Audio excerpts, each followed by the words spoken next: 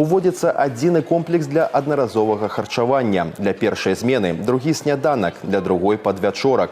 Кожны прыём ежы складаецца строга з 3 абавязковых пазіцый. Закуска або салат, гарачая страва і напой. Мяняюцца і ўзроставыя групы. Замест 2-3. Малодшыя, сярэднія і старшакласнікі будуць есці порцыі, адаптаваныя пад іх патрэбы. Гэта значыць менш адходаў, больш карысці. Пашыраны і пералік дазволеных прадуктаў. У рацыён уключаюць якасныя паўфабрыкаты з мяса, рыбы і гародніны. Пераўтворыцца і буфетная зона. Изменятся требования по ассортиментному перечню буфетной продукции. Стал он шире, и теперь рекомендуется использовать такие видинговые аппараты. Но это не значит, что завтра можно будет реализовывать нерациональные блюда для школьников. То есть по-прежнему не будет ни чипсов, а просто шире будут использоваться молочные полуфабрикаты, бутерброды. Но соблюдение принципов детской диететики, то есть разрешенной для детей, и при соблюдении сроков годности. Следующие изменения коснулись